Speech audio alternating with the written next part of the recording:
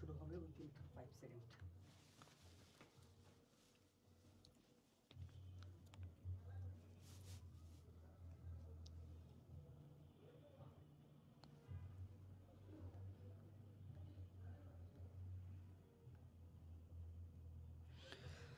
Hello everyone, আসসালামু আলাইকুম। আমি সাইফুর রহমান জোবায়ের চলে আসলাম আজকে আন্তর্জাতিক ক্লাস 5 নিয়ে এবং ওভারঅল 24 ক্লাস নিয়ে। দেখতে পাচ্ছ যে ধীরে ধীরে আমরা কিন্তু হচ্ছে একদম শেষ দিকে চলে আসছি এবং খন্দকার জিকে বইটা কিন্তু একদম শেষ প্রান্তে চলে যাচ্ছে। সো সবাই ক্লাসে চলে আসো এবং হচ্ছে যেহেতু 8টা বেজেই গেছে, আর 8টা মানেই খন্দকার জিকে লাইভ ক্লাস, তাই না? ওকে, সো সবার প্রথম আজকে চলে আসছে তানিশা ইবনাত। ওয়ালাইকুম আসসালাম ভাইয়া। ওকে, আজকে আমরা হচ্ছে গুরুত্বপূর্ণ কিছু টপিক পড়ব। রাশিয়া লাস্ট তোমাদের পড়ানো হয়েছিল, তাই না? আফরোজ জান ফাতেমা, ওয়ালাইকুম আসসালাম। হ্যাঁ, সবাই সবাই একটু ক্লাসটা শেয়ার করে দাও আর হচ্ছে বন্ধুদেরকে অবশ্যই অবশ্যই মেনশন করে দাও, যাতে হচ্ছে যারা এখনো জানে না যে জোবাইর ভাই ক্লাসে চলে আসছে তারা যেন দ্রুত দ্রুত করে ক্লাসে চলে আসে। ঠিক আছে? ওকে,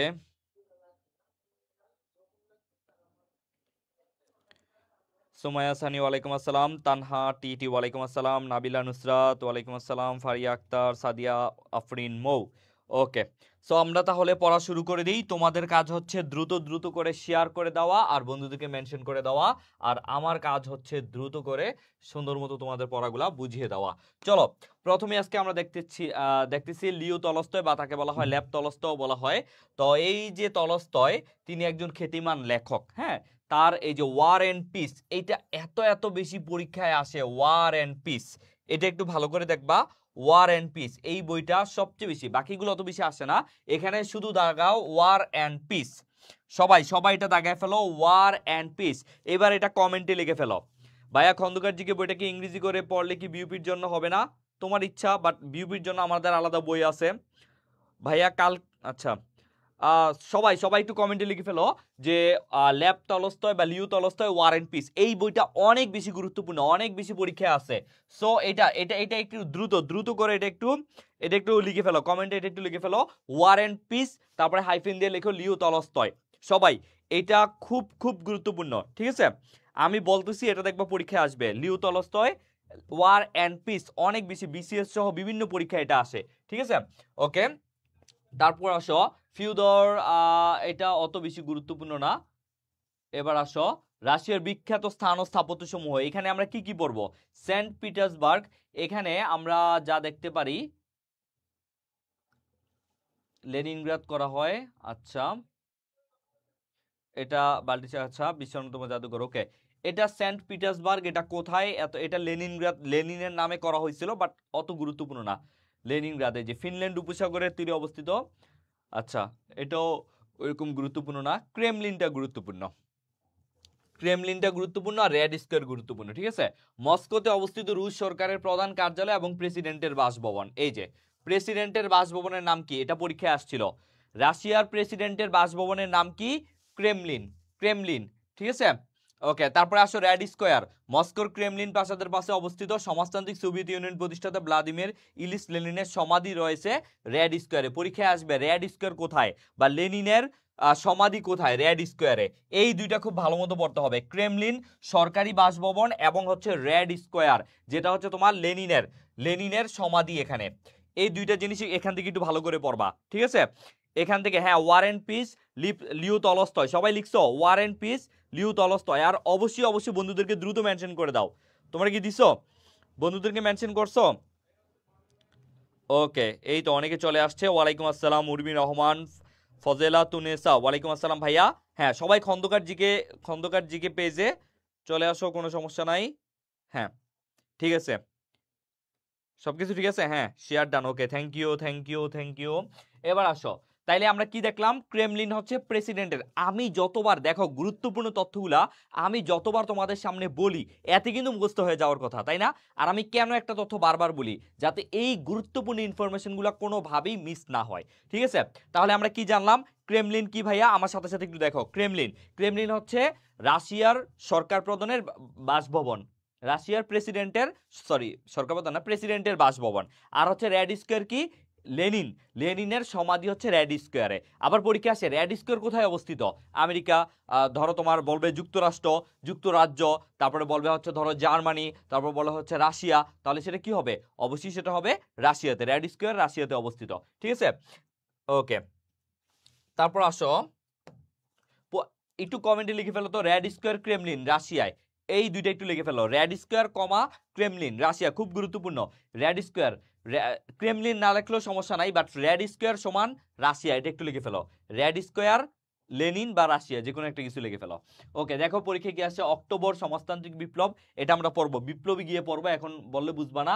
অক্টোবর বিপ্লবের নেতৃত্ব, আচ্ছা এগুলো তো তোমাদের পড়াইছেই, গ্লাসনোস্ত নীতি খুব গুরুত্বপূর্ণ, এগুলো আশা করি তোমাদের পড়াইছে। সো এগুলা এমসিকিউ গুলো অবশ্যই রাশিয়া সম্পর্কে অবশ্যই ভালো করে পড়বা, এমসিকিউ গুলো পড়ে ফেলবা, ঠিক আছে? রাশিয়া সম্পর্কে অবশ্যই ভালো করে পড়বা।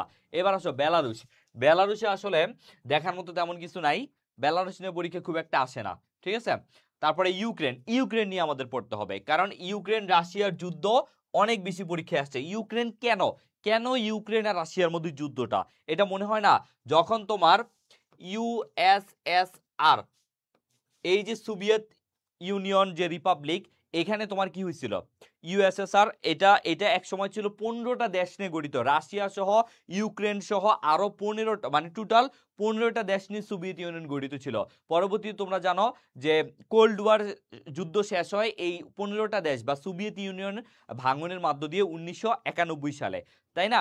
তারপরে কি হয়, তারপর রাশিয়া আলাদা হয়ে যায়, ইউক্রেন আলাদা হয়ে যায়, কিন্তু ঘটনাটা ঘটে যখন ইউক্রেন রাশিয়ার পাশে, কিন্তু এই ইউক্রেন ন্যাটোর সদস্য হতে চায়, ঠিক আছে? তখন আর রাশিয়া, তার মধ্যে 2014 সালে একবার ক্রিমিয়া নিয়ে রাশিয়া ইউক্রেন অনেক যুদ্ধ লাগে, সেটা আমি দেখাবো। তারপর হচ্ছে তোমার, মানে মনে করো তোমার তোমার তুমি হচ্ছে একটা এলাকার মোড়ল, বা তুমি একটা এলাকার মনে করো যে খুব হেডমোলা লোক, ঠিক আছে? তারপরে তোমার এলাকার কোনো এক ব্যক্তি মনে করে এখন তোমার কথা না শুই না দূরের আরেক গ্রামের মানুষের কথা শুনতে চায়, তখন তোমার গায়ে লাগবে না? ঠিক এই ব্যাপারটাই হয়েছে, তোমার ইউক্রেন কি করতে চাইছে, ইউক্রেন ন্যাটোর সাথে যুক্তভুক্ত হইতে চাইছে, ঠিক আছে? এই জিনিসটা রাশিয়ার গায়ে লাগছে, খুব গায়ে লাগে, এই জন্য রাশিয়া হচ্ছে যুদ্ধ লাগাই দিছে, ঠিক আছে? যাই হোক, তো ইউক্রেন হচ্ছে রাশিয়ার সাথেই, তোমরা জানবা যে ইউক্রেন হচ্ছে ইউরোপের দ্বিতীয় কি বৃহত্তম রাষ্ট্র, এই যে আয়তনে ইউরোপের দ্বিতীয় বৃহত্তম রাষ্ট্র, এই জন্য এটা ভালো করে দেখাও, পরীক্ষায় আসে। আয়তনে ইউরোপের দ্বিতীয় বৃহত্তম রাষ্ট্র কোনটা? ইউক্রেন। তারপরে কি পড়বা, অরেঞ্জ বিপ্লব, এটা একটু মনে রাখবা, অরেঞ্জ বিপ্লব কোথায় হয়েছে? ইউক্রেন, এটা একটু কমেন্টে লিখে ফেলো, অরেঞ্জ বিপ্লব ইউক্রেন, অরেঞ্জ বিপ্লব ইউক্রেন, এটা একটু কমেন্টে লিখে ফেলো দ্রুত। কত পৃষ্ঠা, কত পৃষ্ঠা কেউ একজন কমেন্টে লিখে দাও। আচ্ছা, সবাই এটা একটু কমেন্টে লিখে ফেলো যে অরেঞ্জ বিপ্লব ইউক্রেনে হয়, পরীক্ষা আসে এটা, অরেঞ্জ বিপ্লব ইউক্রেনে। আর তোমরা জানো যে ইউক্রেন নিয়ে কিন্তু এখনো এখনো হ্যাঁ 1991 সালে এটা ভাঙে, হ্যাঁ এখনো কিন্তু এটা পরীক্ষায় আসে, অরেঞ্জ বিপ্লব, এটা একটু কমেন্টে লিখে ফেলো, অরেঞ্জ বিপ্লব ইউক্রেন, ঠিক আছে? তারপর আসো, ইউক্রেনকে চেরনোবিল, আচ্ছা এখানে আর কি লাগবে, সীমান্তবর্তী দেশ 7টা লাগবে না, এই যে অবস্থান পূর্ব ইউরোপে, এটা পরীক্ষায় আসে, ইউক্রেন কোন ইউরোপে অবস্থিত? ইউক্রেন তোমরা জানো যে এইভাবে যদি আমরা ইউরোপকে ভাগ করি, তাইলে এটা হচ্ছে তোমার এটা পশ্চিম আর এটা পূর্ব, এই পূর্ব দিকে রাশিয়ার, এখানে রাশিয়া আর এখানে নেই ইউরোপ, ঠিক আছে? এই জন্য এটা হচ্ছে পূর্ব, কারণ এটা আমরা জানি ওয়েস্ট, তাহলে এটা হচ্ছে ইস্ট, তাই না? তাইলে ইউক্রেন হচ্ছে পূর্ব ইউরোপে অবস্থিত, ঠিক আছে? তারপরে আসো, এই যে ইউরোপের দ্বিতীয় বৃহত্তম দেশ, সেটা আমি বলছি, ইউরোপের রুটির ঝুড়ি বলা হয়, ইউরোপের রুটির ঝুড়ি বলা হয় ইউক্রেনকে, এটা একটু কমেন্টে লেখো, ইউরোপের রুটির ঝুড়ি বলা হয় ইউক্রেনকে, এটা আমি তোমাদের আগেও পড়াইছিলাম, ইউরোপের রুটির ঝুড়ি বলা হয় ইউক্রেনকে, মানে ওইখানে গম অনেক বেশি হয়, এই জন্য ইউরোপের রুটির ঝুড়ি বলা হয়, শস্য ভান্ডারও বলা হয়, এটাও দেখে রাখতে পারো, শস্য ভান্ডার, বাট মেইনলি হচ্ছে রুটির ঝুড়ি, ইউরোপের রুটির ঝুড়ি, এটা কমেন্টে লিখে ফেলো। আর এই যে ওইখানে রাশিয়ার পাশে একটা তাতার আছে এবং ইউক্রেন, ওইখানে হচ্ছে তাতার আছে, এই তাতারটা হচ্ছে মেইনলি বেশিরভাগই হচ্ছে কি মুসলিম, এই যে এটা পরীক্ষায় আসে, মুসলমানদের বেশিরভাগই তাতার, মুসলমানদের বেশিরভাগই তাতার, এই জন্য নামটা মনে রাখবা। যেমন আমরা চীনে দেখছিলাম উইগুর, তেমনি হচ্ছে রাশিয়া ইউক্রেন ওইখানে তাতার আছে, তাতাররা হচ্ছে মুসলিম, ঠিক আছে? তাতাররা হচ্ছে মুসলিম, এই জন্য এটা গুরুত্বপূর্ণ। হ্যাঁ, অরেঞ্জ বিপ্লব, অরেঞ্জ বিপ্লব কোথায় হয়? ইউক্রেনে হয়, রাইট। এই তো খুব সুন্দর, তোমরা এই যে কমেন্টগুলো করো না, এটা কিন্তু বিশ্বাস করো পরীক্ষার হলে গিয়ে ইজিলি মনে রাখতে পারবা। এই যে দেখতেছো সবাই লিখতেছে ইউরোপের রুটির ঝুরি বলে ইউক্রেনকে, এই যে তুমি কমেন্টে লিখতেছো, এই লেখাটাই কিন্তু তোমার পরবর্তীতে মনে রাখতে অনেক সুবিধা হবে। ঠিক আছে, পরীক্ষার হলে গিয়ে এই জিনিসটাই তোমার বারবার, তারপর দেখো তুমি একবার লিখতেছো, তোমার বন্ধুরা লিখতেছে, তখন কিন্তু তুমি বারবার কমেন্টের সাথে দেখতে পাচ্ছ, তাই না? এইভাবেই কিন্তু হচ্ছে আমরা একটা ভালো প্রিপারেশন নিব। ঠিক আছে, তো সো আমরা দেখলাম মুসলমানদের বেশিরভাগই কি তাতার, আর চীনে ছিল উইগুর জিনজিয়াং প্রদেশে। ঠিক আছে, এগুলো আমি বারবার রিপিট করব যতক্ষণ পর্যন্ত তোমার মুখস্থ না হবে, বারবার আমি রিপিট করব যাতে করে তোমার পড়াটা ভালো মতো মাথায় চলে যায়। ঠিক আছে, ওকে। তারপরে এখানে আমরা দেখলাম, এবার আসো ইউক্রেন। ইউক্রেনে এখানে আমরা কি পড়বো, সরি, দেখো ইউক্রেনের রাজধানী, এই যে ইউক্রেনের রাজধানী এবং বৃহত্তম শহর হচ্ছে কিয়েভ। এটা আমাদের একটু মনে রাখতে হবে, পরীক্ষায় আসে ইউক্রেনের বৃহত্তম শহর কোনটা, কিয়েভ। ঠিক আছে, তারপর এটা কোন নদীর তীরে, নিপার নদীর তীরে, এটা একটু দেখবা, নিপার নদীর তীরে। তোমরা জানো যে বিভিন্ন বিশ্বের বড় বড় স্থাপনা বা শহরগুলা কোন নদীর তীরে, এরকম প্রশ্ন কিন্তু পরীক্ষায় আসে, এটা নিপার নদীর তীরে। তারপর তোমরা জানো রাশিয়া ইউক্রেন যুদ্ধের আর রুশ ভাড়াটে দল যে দা ওয়াগনার গ্রুপ, সেই ওয়াগনার গ্রুপের প্রধান মারা গেছিল, এটা নিয়ে গত বছর খুব একটা হাইপ ছিল। সো দা ওয়াগনার গ্রুপ হচ্ছে, এরা হচ্ছে ভাড়াটে সৈন্য। এরা হচ্ছে কেমন সৈন্য, ভাড়াটে সৈন্য। এরা রাশিয়ার হয়ে, মনে করো এরা রাশিয়ার সামরিক বাহিনীর কোনো সদস্য না, এরা হচ্ছে কোনো দেশ, মানে রাশিয়া চাইলে তাদেরকে, তারা হচ্ছে তোমার এই কি বলে যুদ্ধ করতে অনেক পারদর্শী, এই জন্য রাশিয়া কি করছে, তাদেরকে ভাড়া করে ইউক্রেনের বিপক্ষে তাদের যুদ্ধ করাইছে। ঠিক আছে, দা ওয়াগনার গ্রুপ। ওকে, এই যে রাশিয়া ও ক্রিমিয়ার সংযোগকারী সেতু হচ্ছে কার্চ সেতু। এখন ক্রিমিয়া নিয়ে তোমাদের একটু জানা লাগবে। ক্রিমিয়া হচ্ছে ক্রিমিয়া প্রথমে কি ছিল, ক্রিমিয়া প্রথমে ছিল ইউক্রেনের একটা অংশ। ঠিক আছে, পরবর্তীতে ক্রিমিয়াতে তোমার হচ্ছে কিন্তু ক্রিমিয়া বেশিরভাগই রাশিয়ানপন্থী মানুষ ছিল, রুশ ভাষাভাষী মানুষ ছিল। তো তারা প্রথমে ইউক্রেনের একটা তোমার হচ্ছে কি বলে স্বায়ত্তশাসিত অঞ্চল ছিল। তো পরবর্তীতে যখন 2014 সালে রাশিয়াপন্থী ইউক্রেনের যে প্রেসিডেন্ট, তার পতন হয়, পতন হইলে তখন একটা অস্থিরতা, ইউক্রেনের মধ্যে খুব একটা অস্থিরতা বিরাজ করে, ঠিক তখনই রাশিয়া চালটা চালে। তখনই রাশিয়া হচ্ছে তোমার হচ্ছে ক্রিমিয়া একটা উপদ্বীপ যেটা হচ্ছে রাশিয়া ইউক্রেনের ছিল, তখন রাশিয়া হচ্ছে ক্রিমিয়াকে বলে যে তোমরা একটা ইয়ে করো, তোমরা হচ্ছে একটা গণভোট করো যে তোমরা কি রাশিয়ার সাথে আসতে চাও কিনা। তখন তারা গণভোট করে এবং 95% মানুষই চায় হচ্ছে রাশিয়ার সাথে যুক্ত হতে। পরবর্তীতে রাশিয়া 2014 সালে ক্রিমিয়া দখল করে নেয়। এই জন্য এটা বারবার পরীক্ষায় আসে, ক্রিমিয়া দখল করে কে, রাশিয়া। ক্রিমিয়া আগে কার অংশ ছিল, ইউক্রেনের, এবং কত সালে দখল করে, 2014 সালে। ঠিক আছে, তাহলে রাশিয়া ও ক্রিমিয়ার সংযোগকারী সেতুর নাম হচ্ছে কার্চ সেতু, এটা পরীক্ষায় আসে, কার্চ সেতু, রাশিয়া ও ক্রিমিয়া। আচ্ছা, কৃষ্ণ সাগরের তীরবর্তী দেশ লাগবে না, কৃষ্ণ সাগরের তীরবর্তী দেশ। ওকে, এই যে এখানে দেখো পরীক্ষায় কোন দেশকে ইউরোপের রুটির ঝুরি বলা হয়, ইউক্রেনকে। তারপর ইউক্রেনের নিকটবর্তী সাগর কৃষ্ণ সাগর, এটা একটু দেখতে হবে, ইউক্রেনের নিকটবর্তী সাগর হচ্ছে কৃষ্ণ সাগর। এই যে কৃষ্ণ সাগরের তীরবর্তী দেশ তুরস্ক ইউক্রেন। আচ্ছা, এখানে আসছে, আর এই কৃষ্ণ সাগরের এখানে কিন্তু তোমার ক্রিমিয়া উপদ্বীপটা অবস্থিত। ঠিক আছে, তারপর ডনবাসকে, এই যে এটা পরীক্ষায় আসছিল ঢাকা বিশ্ববিদ্যালয় মেবি, হ্যাঁ, ডাবি অধিভুক্ত 7 কলেজে আসছিল, ইউক্রেন রাশিয়ার মধ্যকার একটি যুদ্ধক্ষেত্র ডনবাস। ঠিক আছে, আচ্ছা, এই যে ইউক্রেন নিয়ে আছে, আচ্ছা ক্রিমিয়া নিয়ে আছে এখানে। সো আমি এখানে দাগায় দিচ্ছি, ক্রিমিয়া নিয়ে এখানে আছে, আমি এখানে দাগায় দিচ্ছি। দেখো অবস্থান হচ্ছে কৃষ্ণ সাগরের উত্তর উপকূলে। এই যে ক্রিমিয়াতে হচ্ছে তাতার জনগোষ্ঠী, যারা হচ্ছে মুসলিম ধর্মাবলম্বী, এই যে তাতার জনগোষ্ঠী মুসলিম ধর্মাবলম্বী। এবং ক্রিমিয়ার সংকট শুরু হয় 2014 সালে, এটা লাগবে না। স্বাধীনতার জন্য ক্রিমিয়ার গণভোট অনুষ্ঠিত হয় 2014 সালে, ভোট পড়ে 96%।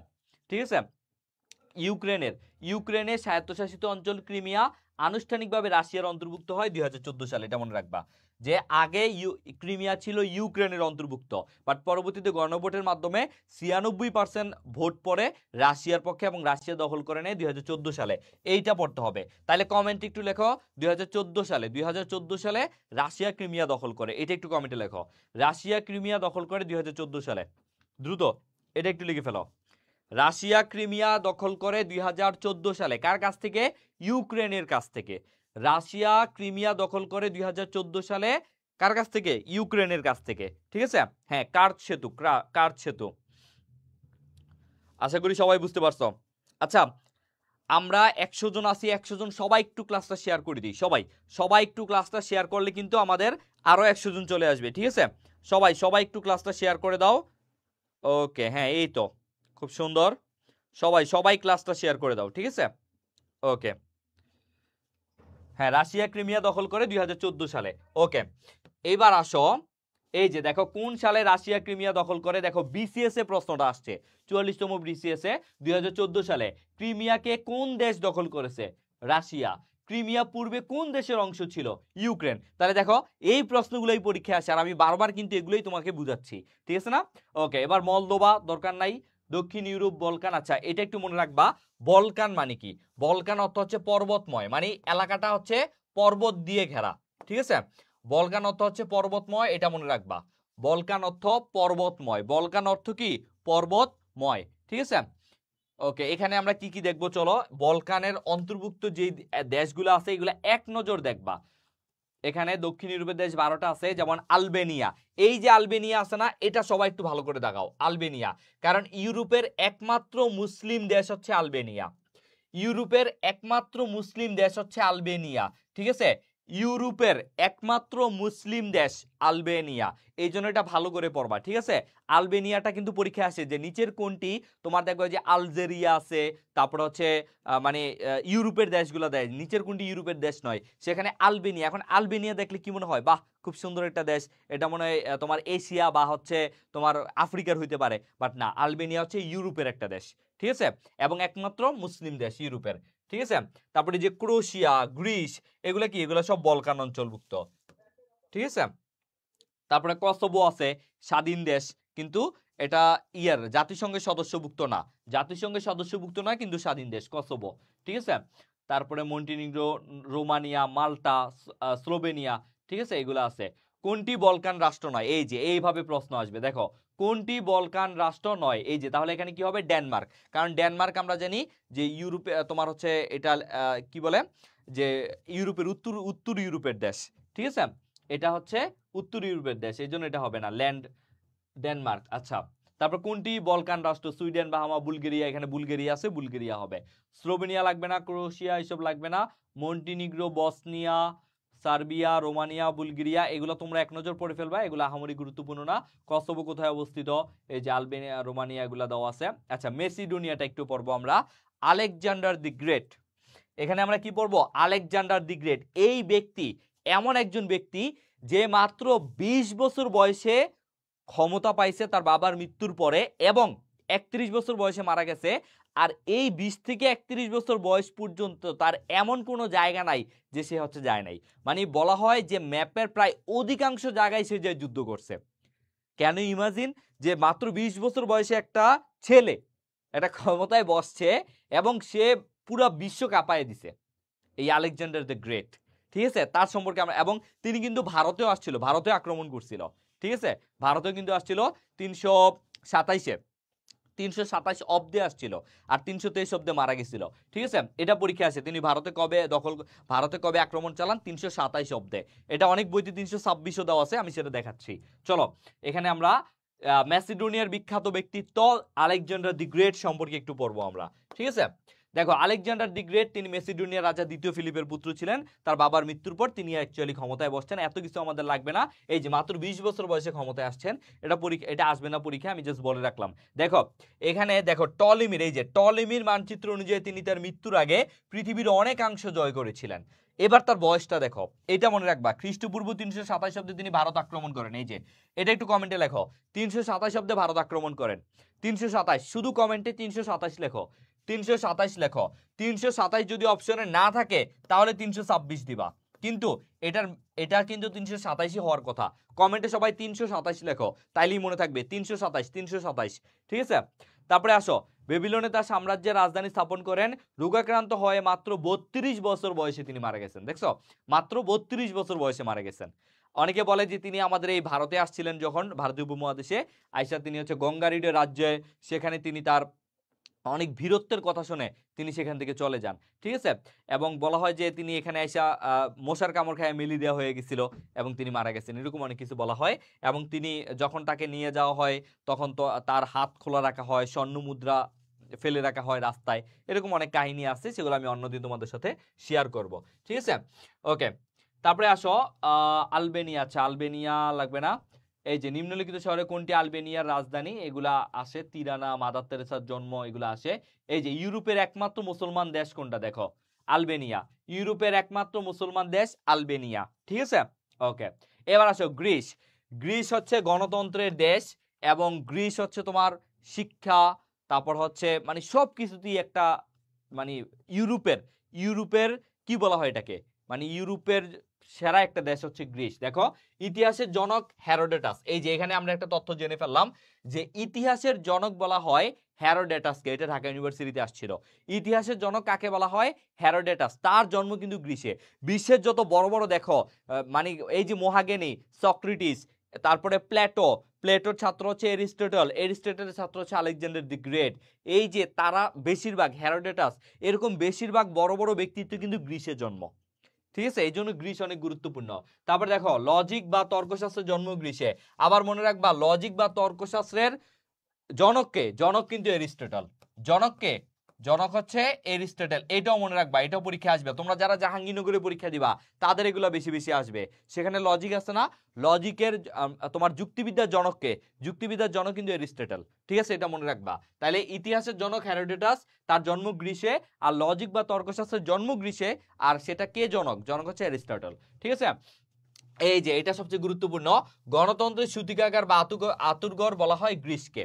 কিন্তু কিন্তু তোমার সংসদীয় গণতন্ত্র কিন্তু আবার, সংসদীয় গণতন্ত্র কিন্তু আবার কোথায়?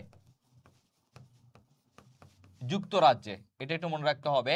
সংসদীয় গণতন্ত্র, প্রাচীন সংসদীয় গণতন্ত্র কিন্তু যুক্তরাজ্য। ঠিক আছে, আর গণতন্ত্রের সূতিকাগার বা আতুরঘর বলা হয় তোমার গ্রিস। এই যে আমরা বলছিলাম না যে গ্রিসের যে প্রাচীন স্পার্টা, অ্যাথেন্স, ওইখান থেকেই মেনলি হচ্ছে গণতন্ত্র প্রথমে শুরু হয়, গণতন্ত্রের সূতিকাগার। তারপরে দেখো এই যে পশ্চিমা বিশ্বের জ্ঞান বিজ্ঞানের সূতিকাগার বলা হয় গ্রিসকে। আচ্ছা, বিশ্ব সভ্যতার জন্মভূমি, বিশ্ব সভ্যতার জন্মভূমি বলা হয় গ্রিসকে। তারপর অলিম্পিক শুরু হয়েছে কিন্তু গ্রিসেই। আচ্ছা, পৃথিবীর মানচিত্র প্রথম অঙ্কন করেন যে দেশের বিজ্ঞানীরা? গ্রিস, এটাও পড়বা। এই যে সক্রেটিস, এরিস্টটল, প্লেটো, যে দেশের বিখ্যাত দার্শনিক? গ্রিস। তারপরে হোমারকে, হোমার হচ্ছে গ্রিসের কবি, এটা একটু দাগাবা হোমারকে। এখানে বেশিরভাগই দাগাইতে হবে কারণ গ্রিস নিয়ে অনেক বেশি প্রশ্ন পরীক্ষায় আসে। ঠিক আছে, গ্রিস নিয়ে অনেক বেশি পরীক্ষায় প্রশ্ন আসে। ঠিক আছে, তাহলে এগুলো দেখাইছ। আমি আবার বলি, ইতিহাসের জনক হেরোডোটাসের জন্ম গ্রিসে, তারপর লজিক বা তর্কশাস্ত্রের জনক গ্রিসে, যেটা জনক এরিস্টটল। তারপরে হচ্ছে গণতন্ত্রের সূতিকাগার বলা হয় গ্রিসকে। তারপর বিশ্ব সভ্যতার জন্মভূমি বলা হয় গ্রিসকে। পৃথিবীর মানচিত্র প্রথম অঙ্কন হয় গ্রিসে। হোমারকে, হোমার হচ্ছে গ্রিসের কবি। ঠিক আছে, ওকে। তারপরে আসো গ্রিসের প্রধান। ওকে, এখানে আমরা কি পড়বো দেখো, এই যে হেলেনিস্টিক সংস্কৃতি। হেলেনিস্টিক সংস্কৃতি কোথায় গড়ে উঠেছিল? আলেকজান্দ্রিয়া। আলেকজান্দ্রিয়া কোথায়? আলেকজান্দ্রিয়া কিন্তু মিশরে। সবাই এই তিনটা শব্দ একটু লেখো, হেলেনিস্টিক কমা আলেকজান্দ্রিয়া, আলেকজান্দ্রিয়া কমা মিশর, এটা একটু লেখো। আমি গল্পটা বলি, তোমরা পাশাপাশি এটা লিখে ফেলো, আর মনোযোগ দিয়ে আমার কথাটা শোনো। হেলেনিস্টিক, আলেকজান্দ্রিয়া, মিশর। দেখো হেলেনিস্টিক মানে কি, প্রথমে তোমাকে জানতে হবে হেলেনিস্টিক মানে কি, তাইলেই তুমি পুরোটা বুঝে যাবা। হেলেনিস্টিক মানে হচ্ছে তোমার কি বলে, হেলেনিস্টিক মানে হচ্ছে গ্রিসদের মতো করে বা গ্রিসদের থেকে অনুপ্রেরণা নিয়ে বা গ্রিসদের অনুকরণ করে যে সভ্যতা, সেটা হচ্ছে আমরা জানি যে গ্রিক সভ্যতা খুব একটা কি, একটা একটা খুব ভালো সভ্যতা। ঠিক আছে, তো এই যে হেলেনিস্টিক, হেলেনিস্টিক সংস্কৃতি বলতে বোঝানো হচ্ছে গ্রিকদের অনুকরণ করা। আর এই যে আলেকজান্দ্রিয়া, এই আলেকজান্দ্রিয়া মানে হচ্ছে আলেকজান্ডার আছে না, এই যে আমি বললাম যে গ্রিক বীর আলেকজান্ডার, এই আলেকজান্ডারই হচ্ছে আলেকজান্দ্রিয়ায় এই গ্রিক সভ্যতা বা গ্রিক সংস্কৃতির উত্থান ঘটায়। এবং এই আলেকজান্দ্রিয়া কিন্তু হচ্ছে মিশরে। আলেকজান্দ্রিয়া কোথায়? মিশরে। এই জন্য এইটা ভালো করে লেখো, আলেকজান্দ্রিয়া মিশরে। হেলেনিস্টিক সংস্কৃতি কোথায়? এটা হচ্ছে আলেকজান্দ্রিয়া, আর আলেকজান্দ্রিয়া কোথায়? মিশরে। আলহামদুলিল্লাহ, ভালো আছি শামীম। ওকে, হ্যাঁ, হেলেনিস্টিক, আলেকজান্দ্রিয়া, মিশর, রাইট। হেলেনিস্টিক, আলেকজান্দ্রিয়া, মিশর। তাহলে তুমি এইটা মনে রাখলেই হবে, হেলেনিস্টিক মানে হচ্ছে তোমার গ্রিকদের অনুকরণ করা বা গ্রিসদের অনুকরণে যে সংস্কৃতি, সেটাই হচ্ছে হেলেনিস্টিক সংস্কৃতি। ঠিক আছে, ওকে। এবার দেখো গণতন্ত্রের উদ্ভাবন সূতিকাগার, এটা তো আমি বলছি গ্রিসকে। অলিম্পিক খেলার সূচনা, এটা একটু লেখো, এটা একটু লিখো, অলিম্পিক, তারপর হাইফেন দিয়ে লেখো গ্রিকরা। অলিম্পিকের উদ্ভাবন করে গ্রিকরা, পরীক্ষায় আসে অলিম্পিক গ্রিক, এটা একটু কমেন্টে লেখো, অলিম্পিক গ্রিক। ঠিক আছে, এটা পরীক্ষা আসবে। অলিম্পিক খেলার সূচনা ঘটায় কারা? গ্রিকরা। এবার আসো, গ্রিস ও এশিয়া মাইনরকে পৃথক করেছে কোন সাগর? ইজিয়ান সাগর। আচ্ছা, এটা অত গুরুত্বপূর্ণ না। এশিয়া মাইনর কি বুঝো? এশিয়া মাইনর হচ্ছে তোমার এশিয়ার একদম ঠিক পশ্চিম দিকে। এশিয়ার পশ্চিম দিকে কে আছে? তোমার হচ্ছে তুরস্ক। তুরস্করিয়ার আনাতোলিয়া একটা জায়গা, আনাতোলিয়া, ওই জায়গাটাকে বলা হয় এশিয়া মাইনর। ঠিক আছে, এশিয়া মাইনর বলা হয় তুরস্কের আনাতোলিয়াকে। ঠিক আছে, এবার দেখো কে কার ছাত্র ছিলেন, এটাকে আমরা খুব সংক্ষেপে বলি স্পা। স্পা মানে কি? স্পা এই যে এখানে দেখো, স্পা মানে হচ্ছে সক্রেটিস, প্লেটো, এস দিয়ে বুঝায় সক্রেটিস। সক্রেটিসের ছাত্র ছিল প্লেটো, প্লেটোর ছাত্র ছিল এরিস্টটল, এরিস্টটলের ছাত্র ছিল আলেকজান্ডার। এটাকে বলা হয় স্পা সংক্ষেপে। এই যে মনে রাখবেন, যেভাবে সক্রেটিসের ছাত্র ছিল প্লেটো, প্লেটোর ছাত্র এরিস্টটল, এরিস্টটলের ছাত্র আলেকজান্ডার, তার মানে শিক্ষা গুরুকে, শিক্ষা গুরু হচ্ছে সক্রেটিস। মনে রাখবা, শিক্ষা গুরু হচ্ছে সক্রেটিস, মানে সবার গুরু, সকল গুরুদের গুরুকে এই যে সক্রেটিস, এটা মনে রাখবা। ঠিক আছে, স্পা এটা খুব গুরুত্বপূর্ণ। সক্রেটিস, হ্যাঁ, অলিম্পিক গ্রিক, রাইট। এই যে দেখো, এবার আমরা একটু সক্রেটিস সম্পর্কে জানবো। তোমরা জানো সক্রেটিসকে হ্যামলক পানে মৃত্যুবরণ করতে বাধ্য করা হয়েছিল। তার দুইটা পাপ ছিল, মানে পাপ বলতে হচ্ছে তাদের মতে যে তিনি হচ্ছে যুবকদেরকে কি করতেন, যুবকদেরকে তিনি হচ্ছে বিপথে নিয়ে যাচ্ছিলেন, এবং তিনি তৎকালীন যে তোমার হচ্ছে এই যে মূর্তি পূজা এবং এই যে তাদের যে ঈশ্বর পূজা, এইটার বিরুদ্ধে তিনি কথা বলছিলেন। এই জন্য এই দুইটা কারণে তাকে হচ্ছে বিচার করে, প্রায় 500 জনের সামনে বিচার করে, এবং অধিকাংশ মাত্র 20 জন না 30 জন হচ্ছে তার বিপক্ষে রায় দেয়, আর বাকি সবাই তার পক্ষে রায় দিছিল। তারপর তাকে ক্ষমা চাইতে বলছিল, কিন্তু তিনি ছিলেন তার কথায় অটল, অবিচল। এই জন্য তিনি ক্ষমা চান নাই, এই জন্য তাকে হ্যামলক পানে মৃত্যুবরণ করতে হয়েছিল। যাই হোক, সক্রেটিস তাকে বলা হয় গুণীদের গুরু বলা হয় এবং দর্শনের জনক বলা হয়। তাহলে দর্শনের জনককে, দর্শনের জনক বলা হয় সক্রেটিসকে, এটা মাথায় রাখতে হবে। দর্শনের জনক বলা হয় সক্রেটিসকে, এবং জ্ঞানীদের গুরু বা মহাগুরু হচ্ছে তিনি। এই যে হ্যামলক পানে তাকে মৃত্যুবরণ করা হয়, মানে তার মৃত্যুবরণ করার আগে, তখন একটা সংস্কৃতি ছিল এমন যে যদি কেউ কোনো রাষ্ট্র বিরোধিতা করে বা রাষ্ট্রের কাছে সে হচ্ছে কোনোভাবে দোষী হয়, তখন তাকে মৃত্যুবরণ করতে হলে হ্যামলক পান, একটা বিষাক্ত জাতীয় একটা উদ্ভিদ বা গুল্ম, সেটা খেলে মৃত্যু হইতো। ঠিক আছে, এবার তার বিখ্যাত যেগুলো আমাদের জানতে হবে উক্তি, নিজেকে জানো, নো দাই সেলফ, নো দাই সেলফ, এটা ভালো করে দেখাও। নো দাই সেলফ কার উক্তি? সক্রেটিসের উক্তি, নিজেকে জানো। তার একটা সবচেয়ে বড় কথা হচ্ছে নিজেকে জানো। তিনি কখনো কোনো কিছু ডিরেক্ট বিশ্বাস করতেন না, তিনি আগে সেটাকে প্রশ্ন করতেন, এটা কেন হইল, এটা কেন হওয়া উচিত। সব প্রশ্নের উত্তর যখন তিনি পাইতেন, তারপর তিনি সেটা বিশ্বাস করতেন। এই জন্য তিনি সবসময় বলতো নিজেকে জানো, এবং তুমি যা হতে চাও তুমি তাই হও। এই কথাটা তিনি বলতেন। কঠিন যুদ্ধে সবার প্রতি দয়ালু হও, মৃত্যুই হলো মানুষের সর্বাপেক্ষা বড় আশীর্বাদ। এবং আরেকটা গুরুত্বপূর্ণ, সেটা হচ্ছে সদ্গুণী গুণ। এটা হচ্ছে knowledge is virtue is knowledge, বা ভার্চু, আচ্ছা, ভার্চু ইজ নলেজ, ইংলিশে এইভাবে আসে, ভার্চু ইজ নলেজ, সদ্গুণী গুণ, ভার্চু ইজ নলেজ বা সদ্গুণী গুণ, এই দুইটা সবচেয়ে বেশি পরীক্ষায় আসে। বিখ্যাত উক্তি নিজেকে জানো, নো দাই সেলফ, আরেক হচ্ছে সদ্গুণী গুণ, ভার্চু ইজ নলেজ। ঠিক আছে, এই দুইটা সবচেয়ে বেশি পরীক্ষায় আসে, এই জন্য এই দুইটা ভালো করে দাগাও। নিজেকে জানো, এই দুইটা কিন্তু তুমি বিসিএস যদি দেখো, বিসিএসও আসে, ঢাকা ইউনিভার্সিটিতে আসে, জাহাঙ্গীরনগরে আসে, রাজশাহীতে আসে, মানে সব জায়গায় আসে। বিখ্যাত উক্তি নো দাই সেলফ আর হচ্ছে সদ্গুণী গুণ, এই দুইটা সবচেয়ে বেশি পরীক্ষায় আসে। ঠিক আছে, ওকে, তোমরা চাইলে কমেন্টে লিখে ফেলতে পারো এই দুইটা উক্তি। ওকে, তারপরে আসো, তিনি কিন্তু কোনো গ্রন্থ রচনা করে নাই। এবার আসো প্লেটো। প্লেটো ছিল সক্রেটিসের ছাত্র এবং তার দুইটা বইয়ের নাম পরীক্ষায় আসে। দেখো, বিখ্যাত গ্রিক দার্শনিক প্রতিষ্ঠিত করেন একাডেমিয়া, তিনি একটা একাডেমিয়া প্রতিষ্ঠা করছেন। এই যে আমি সক্রেটিসের কথা বললাম না, তিনি কিন্তু কোনো প্রতিষ্ঠান তৈরি করেন নাই, তিনি হাটে বাজারে মাঠে ঘাটে আবাল বৃদ্ধ বনিতা যেখানে যাকে পাইতেন সেখানেই তিনি দর্শন সম্পর্কে কথা বলতেন, তিনি তার জ্ঞান বাড়তেন। ঠিক আছে, বাট তিনি নিজে যখন তার নিজের কোনো বই ছিল না, কিন্তু তার যে ছাত্র প্লেটো, তারপর তার ছাত্র এরিস্টটল, তাদের বইতে সক্রেটিসকে নিয়ে অনেক কথা লেখা আছে। আর তিনি কিন্তু এই 2017 সালে আইসা, 2017 সালে আইসা সেই 2500 বছরের প্রাচীন, এই প্রাচীন বিচার ব্যবস্থা নিয়ে আবার আদালতে প্রশ্ন ওঠে যে সক্রেটিসকে আসলেই হচ্ছে তিনি এটা দোষী ছিলেন কিনা। পরবর্তীতে আদালত তাকে দোষমুক্ত রায় করছে 2017 সালে আইসা। ঠিক আছে, যে বর্তমানে এখন যত ধরনের জ্ঞান বিজ্ঞান সবকিছু কিন্তু সক্রেটিস তাদের থেকেই আসছে, এবং তার ওই যে জ্ঞান, তিনি নিজে কোনো বই লিখে যান নাই, কিন্তু তার ওই জ্ঞানের যে আসল মূল জিনিস, সেই মূলকে অন্তঃসার থেকে এখন বর্তমানে জ্ঞান বিজ্ঞানের সকল কিছু চলতেছে। কোন জায়গায় তার অবদান নেই দেখো, বিজ্ঞান বলো, মানে সায়েন্স, কমার্স, আর্টস, সব জায়গায় তাদের অবদান আছে। ঠিক আছে। তারপরে তিনি আদর্শ রাষ্ট্র ধারণার প্রবর্তক। এই আদর্শ রাষ্ট্রের কথা তিনি কোথায় বলছেন? রিপাবলিক গ্রন্থে। এই জন্য সবচেয়ে ভালো করে দাগাবা, দা রিপাবলিক, এই গ্রন্থটা কে লেখছেন? দা রিপাবলিক। দেখো দা রিপাবলিক, এইটা একটু কমেন্টে লেখো, দা রিপাবলিক প্লেটো। এটা এত বেশি পরীক্ষায় আসে, এই গুচ্ছতেও আসছে। ঠিক আছে, তারপর বাকিগুলো বাদই দিলাম। এটা একটু কমেন্টে লেখো, দা রিপাবলিক, তারপরে সামনে লেখো প্লেটো। দা রিপাবলিক প্লেটো, পরীক্ষা অনেকবার আসছে, দা রিপাবলিক প্লেটো, এটা একটু কমেন্টে লিখে ফেলো। ঠিক আছে। তারপরে আসো, বিখ্যাত উক্তি শাসক যদি অ্যাপারেন্ট হয় দরকার নাই, ভার্চু ইজ নলেজ, তিনিও এটা বলছেন, ভার্চু ইজ নলেজ। এন্ড যেহেতু মানে আমরা দেখছি সক্রেটিস বলছে ভার্চু ইজ নলেজ, আর তিনি বলছেন virtue is knowledge and education is the main thing to acquire virtue. ঠিক আছে, তিনি পরবর্তীতে এটা এক্সট্রা লাগাইছেন। যাই হোক, এবার আসো এরিস্টটল, যার সম্পর্কে একটু বেশি প্রশ্ন আসে। এরিস্টটল দেখো লিখছো, দ্য রিপাবলিক প্লেটো, সাবাস, দ্য রিপাবলিক প্লেটো। এবার আসো এরিস্টটল বিখ্যাত দার্শনিক, এটা আমরা জানি। দেখো তিনি কয়টা জিনিসের তিনি হচ্ছে মানে জনক। দেখো, রাষ্ট্রবিজ্ঞানের জনক, প্রাণীবিদ্যা, এটা তোমাদের আসবে না, প্রাণীবিদ্যা তুমি বলো, জুলজি বলো বা যাই বলো, বায়োলজি বলো, সেটার জনক তিনি। জীববিদ্যা এই যে এখানে আছে। তারপরে দেখো যুক্তিবিদ্যা, এই যে আমি একটু আগে বললাম যুক্তিবিদ্যা, সেটার জনক তিনি।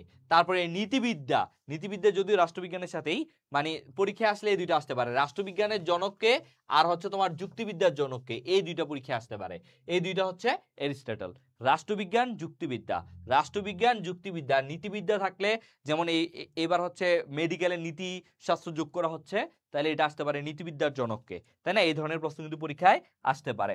ওকে, দেখো তার প্রতিষ্ঠান হচ্ছে লাইসিয়াম, আর প্লেটোরটা আমরা দেখছি একাডেমিয়া, তারটা হচ্ছে লাইসিয়াম। তার বিখ্যাত গ্রন্থের নাম হচ্ছে পলিটিক্স। এবার কমেন্টে এটা লেখো, পলিটিক্স হচ্ছে দি পলিটিক্স গ্রন্থের রাইটার হচ্ছে কে? এরিস্টটল। এটা একটু কমেন্টে লিখে ফেলো। আমরা দেখছি দ্য রিপাবলিক হচ্ছে প্লেটো, আর পলিটিক্স বইয়ের রাইটার হচ্ছে এরিস্টটল। এটা একটু কমেন্টে লিখে ফেলো। এই দুইটা প্যাচ লাগানো যাবে না।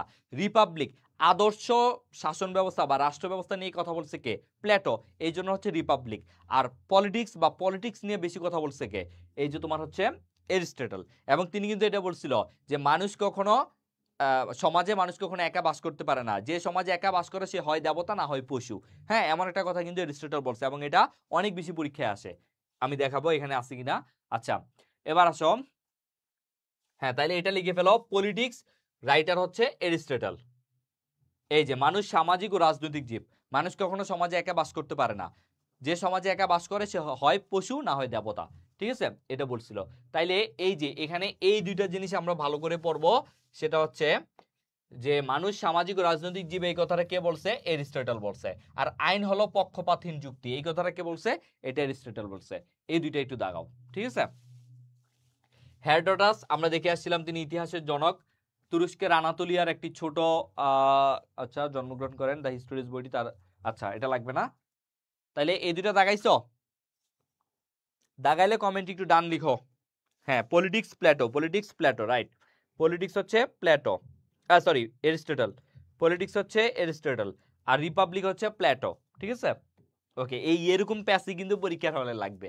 ঠিক আছে, পরে বলবা পলিটিক্স প্লেটো মানে এই দুটো শুনতে ভালো লাগে, পলিটিক্স পিতে প্লেটো, বাট এটা হবে না, পলিটিক্স এরিস্টটল। ঠিক আছে। ওকে, তারপরে আসো মহাকবি হোমার, গ্রিক মহাকবি। আচ্ছা, তার এই বইটা না, এই দুইটা বইয়ের নাম জানতে হবে আমাদের, যে ইলিয়াড এবং ওডিসি, এই দুইটা মহাকাব্য কে রচনা করছেন। শুধু এতটুকু জানলেই হবে, মহাকবি হোমার। ইলিয়াড এবং ওডিসি, এই দুইটা জিনিস দেখাও। ইলিয়াড এবং ওডিসি, এই দুইটা বইয়ের রাইটার কে? ইলিয়াড এবং ওডিসি, মহাকবি হোমার। ওকে, আচ্ছা,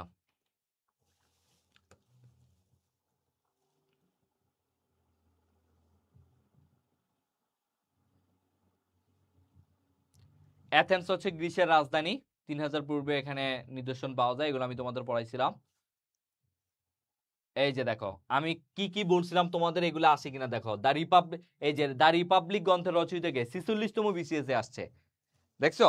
জাস্ট এই 46তম পরীক্ষাটা বিসিএসটা হইলো না, এই 46তম মানে সর্বশেষ স্পেশাল বিসিএস এর আগে যে বিসিএসটা হইছে সেখানে আসছে। এবং দেখো ঢাকা বিশ্ববিদ্যালয় 17-18 আসছে, চট্টগ্রাম বিশ্ববিদ্যালয় 15-16 সালে আসছে, শাহজালাল বিজ্ঞান প্রযুক্তিতে 3-4 সালে আসছে।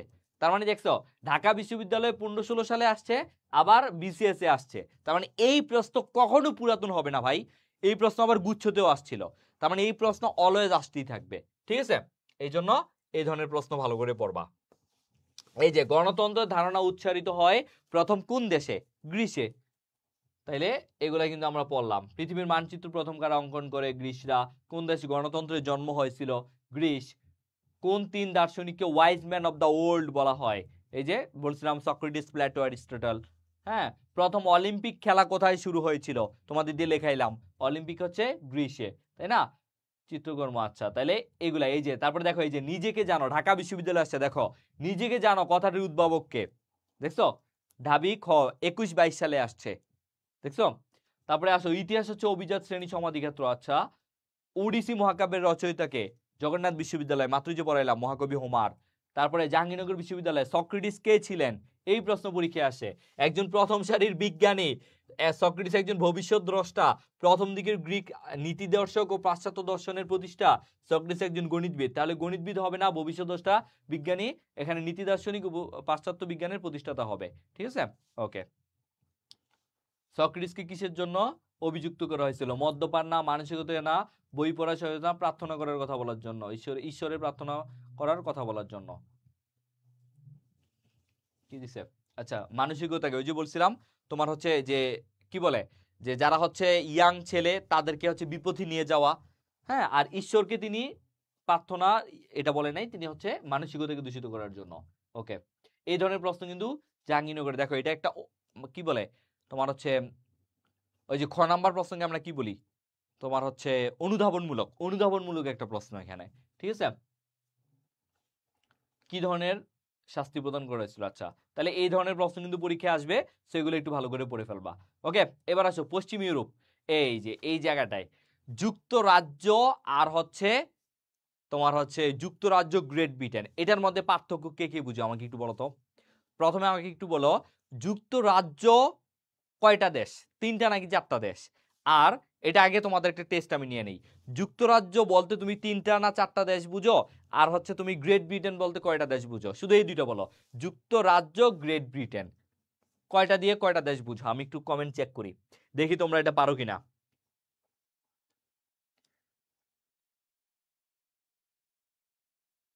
সক্রেটিসকে কেন মৃত্যুদণ্ড দেওয়া হয়েছিল? ওই যে বললাম না, তিনি হচ্ছে প্রথমত মানে তিনি অনেক বেশি জ্ঞানী ছিলেন, এবং তিনি সকল কিছুকে প্রশ্ন করতেন।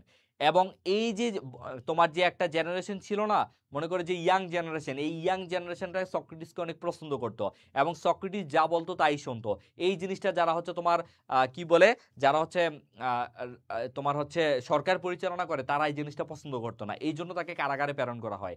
এবং তাকে বলা হয় তিনি হচ্ছে রাষ্ট্রবিরোধী কাজকর্ম করতেন। এবং ওই যে মূর্তি পূজা, তারপরে হচ্ছে তিনি মানে ঈশ্বরের কিছু জিনিস ছিল যেগুলো আসলে মানুষ করতো এবং এটা তার পছন্দ ছিল না, এগুলোর বিরোধিতা করছিল, এই জন্য এইসব সব মিলিয়ে তাকে হচ্ছে কারাগারে প্রেরণ করছে, ঠিক আছে?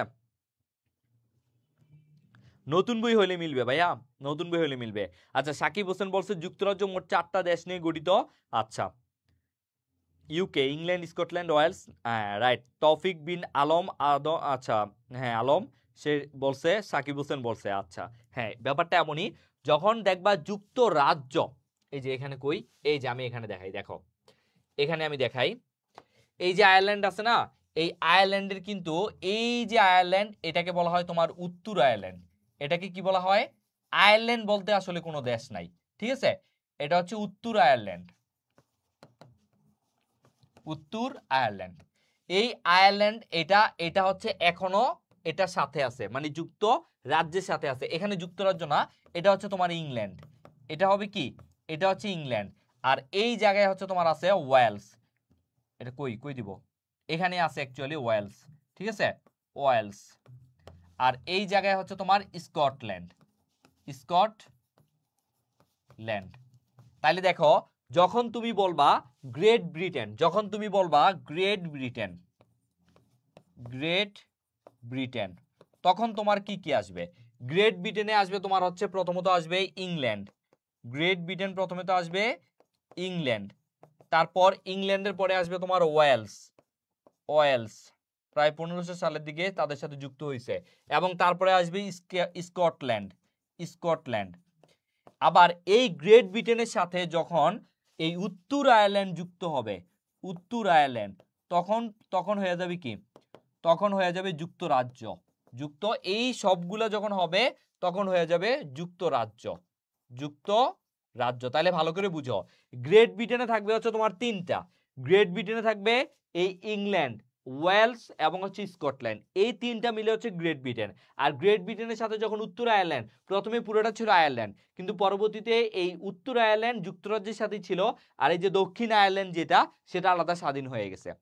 ঠিক আছে, এই জন্য যখন গ্রেট ব্রিটেন বলবো তখন আমরা মনে করব ইংল্যান্ড, ওয়েলস এবং স্কটল্যান্ড। আর যখন যুক্তরাজ্য বলবো তখন এই চারটাকে বুঝাবে। আর এই পুরোটাকে যখন বলবো তখন আমরা বুঝবো এই পুরোটাকে বলা হচ্ছে ব্রিটিশ দ্বীপপুঞ্জ, ব্রিটিশ দ্বীপপুঞ্জ। এখানে এই চারটা, এখানে এই চারটা মেনলি এই চারটা রাষ্ট্রের সাথে আরো আরো অনেক প্রায় 1000 দ্বীপ আছে, বুঝতে পারছো? তার মানে গ্রেট ব্রিটেন আর এই উত্তর আয়ারল্যান্ড, এই জিনিসটা বুঝতে পারছো? এই জিনিসটা বুঝতে পারলে কমেন্টে ডান লিখো। যুক্তরাজ্য, যুক্তরাজ্য হচ্ছে তোমার এইগুলা, মানে তোমার ইংল্যান্ড, ওয়েলস, স্কটল্যান্ড, উত্তর আয়ারল্যান্ড, এই চারটাকে বলে যুক্তরাজ্য। আর ওই যে তোমার আমেরিকার যে হচ্ছে 50টা রাজ্য একসাথে, সেগুলোকে বলা হয় যুক্তরাষ্ট্র। ঠিক আছে, সেগুলো হচ্ছে যুক্তরাষ্ট্র, সেটা হচ্ছে আমেরিকার ওইটা বুঝায়। ঠিক আছে, যুক্তরাষ্ট্র, আর এইটা হচ্ছে যুক্তরাজ্য, দুইটা কিন্তু আলাদা। ঠিক আছে, বুঝার সুবিধার্থে যুক্তরাজ্য আর যুক্তরাষ্ট্র, বুঝতে পারছো? যুক্তরাজ্য হচ্ছে ইংল্যান্ড, স্কটল্যান্ড, ওয়েলস এবং হচ্ছে উত্তর আয়ারল্যান্ড, আর যুক্তরাষ্ট্র হচ্ছে আমেরিকার যে 50টা রাষ্ট্র একসাথে মিলে হয়েছে, সেটা হচ্ছে যুক্তরাষ্ট্র। ওকে, ক্লিয়ার? ক্লিয়ার? ওকে,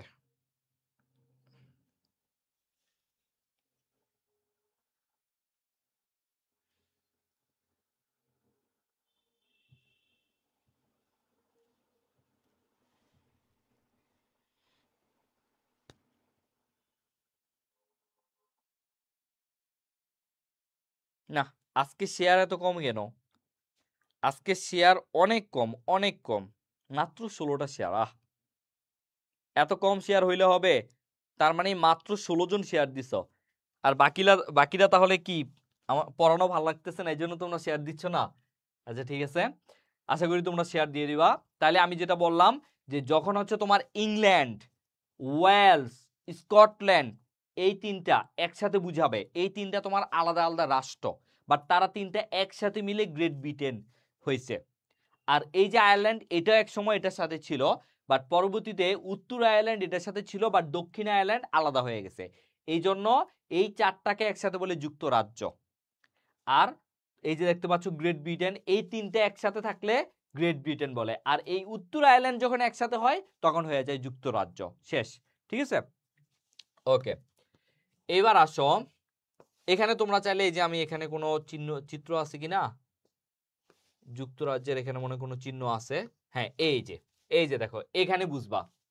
দেখো যুক্তরাজ্য বললে হবে চারটা রাজ্য, ইংল্যান্ড, স্কটল্যান্ড, উত্তর Ireland, Wales. Are great Britain বললে হবে তিনটা রাজ্য, ইংল্যান্ড, ওয়েলস, স্কটল্যান্ড। এবং এই যে এখানে দেখতে পাচ্ছ যে ইংল্যান্ড, ওয়েলস, স্কটল্যান্ড, এটা এই তিনটাকে বলা হয় গ্রেট ব্রিটেন। আর এই যে উত্তর আয়ারল্যান্ড, দক্ষিণ আয়ারল্যান্ড, এটাকে বলা হয় যুক্তরাজ্য। আর এই পুরাটাকে বলা হয় ব্রিটিশ দ্বীপপুঞ্জ। এইবার বলো বুঝতে পারছো কিনা? এইবার এখনো যদি না বুঝো তাহলে বলো, এখনো যদি না বুঝো তাহলে বলো। সহজ কথায় যুক্তরাজ্য বললে হবে চারটা, আর মানে রাষ্ট্র তো হচ্ছে 50টা যেটা আমেরিকার, তাইলে আর গ্রেট ব্রিটেন হচ্ছে তিনটা। এবার বুঝতে পারছো কিনা বলো?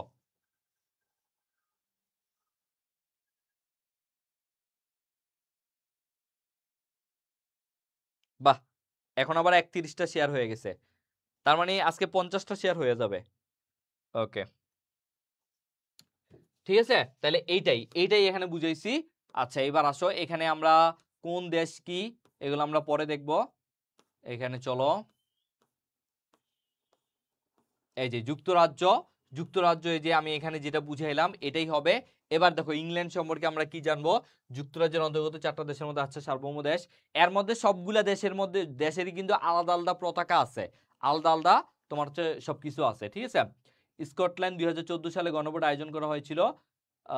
স্কটল্যান্ডের জনগণ আচ্ছা 2014 সালে তারা এটার সাথে ছিল। যাই হোক, আয়ারল্যান্ড 2টা আয়ারল্যান্ড ছিল, একটা আয়ারল্যান্ড উত্তর আয়ারল্যান্ড এটার সাথে যুক্ত হয়েছে, ঠিক আছে। ওয়েলস, আচ্ছা ওয়েলস হচ্ছে ব্রিটিশদেরই একটা কলোনি, এখান থেকে। আচ্ছা এই যে আমরা মাউন্ট এভারেস্ট পড়ি না, এই যে আমরা মাউন্ট এভারেস্ট পড়ি, এই এভারেস্টের নাম কই থেকে আসছে জানো? এই এভারেস্টের নাম কিন্তু এই ওয়েলসের যে একজন তোমার হচ্ছে ভূগোলবিদ বা জরিপকারী, তার নামে কিন্তু এই এভারেস্টের নামটা দেওয়া হয়েছিল, বুঝতে পারছো? এভারেস্ট কিন্তু হচ্ছে তোমার এই ব্রিটিশ বা ওয়েলসের যে একজন নাগরিক ছিল তার নামে দেওয়া হয়েছিল, এটি একটু মাথায় রাখবা। এই যে এখানে দেওয়া আছে। শিল্প বিপ্লবটা আমাদের পড়তে হবে। আমরা জানি অষ্টাদশ শতাব্দীতে শিল্প বিপ্লব হয়। এই যে এটা আমাদের এখান থেকে পড়তে হবে। শিল্প বিপ্লব কোথায় হয়? শিল্প বিপ্লব কিন্তু ইংল্যান্ডে হয়, এটা আমাদের পরীক্ষায় আসে। দেখো, শিল্প বিপ্লব কথার অর্থ শিল্পের উৎপাদন ব্যবস্থায় আমূল পরিবর্তন। এই যে শিল্প অষ্টাদশ শতাব্দীর শেষ ভাগে, এটা অনেক বেশি পরীক্ষায় আসে। অষ্টাদশ শতাব্দীর শেষ ভাগে মানে কি? 1760। যখন বলা হবে তোমার ঊনবিংশ শতাব্দী, তার মানে কি 1801 থেকে শুরু করে 1800 তোমার হচ্ছে 1900 সাল, এটা হচ্ছে ঊনবিংশ। আবার যদি বলা হয় বিংশ শতাব্দী, তার মানে কি? বিংশ মানে হচ্ছে 1901 থেকে 2000, এটাকে বলা হয় বিংশ শতাব্দী, ঠিক আছে। এইভাবে বিংশ দিয়ে আসলে বোঝানো হয়, ঠিক আছে। তাহলে এখানে আমরা কি পড়বো? এখানে আমরা পড়বো হচ্ছে তোমার শিল্প বিপ্লব কত শতাব্দীতে হয়? অষ্টাদশ শতাব্দী। এটা একটু সবাই কমেন্টে লেখো। শিল্প বিপ্লব ইংল্যান্ড অষ্টাদশ শতাব্দী, এটা কমেন্টে লিখো, খুব গুরুত্বপূর্ণ। শিল্প বিপ্লব শুরু হয়েছিল অষ্টাদশ শতাব্দীতে ইংল্যান্ডে, ঠিক আছে। কত শতাব্দী? অষ্টাদশ শতাব্দী। অথবা ডিরেক্ট তুমি এটাও পড়তে পারো 1760। পরীক্ষা এভাবে আসতে পারে, ঠিক আছে। বিশেষ করে এই অষ্টাদশ শতাব্দীটাই আছে, কারণ এটা একটা স্পেসিফিক সালে এটা হয় না, এটা কয়েক বছর লাগছে। আর এই অষ্টাদশ শতাব্দীর কারণেই যেহেতু তাদের কলকারখানা, তারপর হচ্ছে অনেক কিছু, মানে শিল্প ব্যবস্থাটা অনেক বেশি ইম্পর্টেন্ট হয়ে গেছে। নতুন নতুন শস্য, তারপর হচ্ছে তোমার বাষ্পীয় ইঞ্জিন, হ্যাঁ, তারপর হচ্ছে এই ধরনের এক এক শিল্প বিপ্লবে এক এক ইন্টারনেট, বায়ু বাষ্পীয় ইঞ্জিন, মানে বিভিন্ন জিনিস আবিষ্কার হইতে থাকলো। এতে করে ইংল্যান্ডে শিল্প বিপ্লবটা শুরু হয়। আর এর কারণেই তাদের মনে করো সাদা পোশাক পরে, এটাকে আরো সাদা রাখার জন্য তারা নীল চাষ শুরু করলো। আর মানে নীল তাদের দরকার হইলো। আর নীলটা তারা কোথায় উৎপাদন করতো? আমাদের এই বাংলায়। এই জন্য কিন্তু নীল নিয়ে একটা বিদ্রোহ হয়েছিল, ঠিক আছে। দেখো, ইংল্যান্ডে শিল্প বিপ্লবের সূচনা হয়, এই জন্য ব্রিটেনকে ওয়ার্কশপ অফ দা ওয়ার্ল্ড বলা হয়, ঠিক আছে। টেক্সটাইল খাতে ত্বরান্বিত করেছিল আমাদের বৈজ্ঞানিক। আচ্ছা আচ্ছা আচ্ছা, প্রথম এই শিল্প বিপ্লব শব্দটা কে ব্যবহার করছে এটা একটু দেখো। লুই গুইলামো অটো শিল্প বিপ্লব শব্দটি সর্বপ্রথম ব্যবহার করেন, এটা একটু দাগায় রাখো। লুই গুইলামো অটো, এটা একটু দাগায় রাখো। লুই গুইলামো অটো, হ্যাঁ। শিল্প বিপ্লব 1760 বা অষ্টাদশ শতাব্দীতে, কোথায়? ইংল্যান্ডে, ঠিক আছে, ইংল্যান্ডে। ওকে, ঠিক আছে। তারপরে আসো, এই যে বাষ্পীয় ইঞ্জিন আমি যেটা বলছিলাম, এটা আবিষ্কার করে কে? এটা জেমস ওয়াট। এবং প্রথম শিল্প বিপ্লবে এটা হয় জেমস ওয়াট। এটা কে আবিষ্কার করেন? এই যে বাষ্পীয় ইঞ্জিন আবিষ্কার করেন, এটা একটু দাগাও। জেমস ওয়াট বাষ্পীয় ইঞ্জিন আবিষ্কার করে। এই যে উপমহাদেশে নীল চাষের সূচনা হয় শিল্প বিপ্লবের ফলে, দেখছো যেটা বললাম। শিল্প বিপ্লবের জনক বলা হয় জন কে, এটা একটু দাগাও। ওকে, এখানে আর কিছু লাগবে না। আর এই যে শিল্প বিপ্লবের ফলে ভারতীয় উপমহাদেশের কুটির শিল্প ধ্বংস হয়। বাংলাদেশের কুটির শিল্প, ভারতের কুটির শিল্প, এটা খুব গুরুত্বপূর্ণ। এই লাইনটা একটু দাগা রাখো। পরবর্তীতে যদিও কোথাও কুটির শিল্পটা পরীক্ষায় আসে, তুমি এটা মাথায় চলে আসবে যে শিল্প বিপ্লবের ফলে ভারতীয় উপমহাদেশের কুটির শিল্প ধ্বংস হয়। এটা গুরুত্বপূর্ণ। এটা রাজশাহীতে না কোথায় যেন একবার পরীক্ষায় আসছিল, আমি নিজে দেখছিলাম। এটা একটু দাগা রাখো।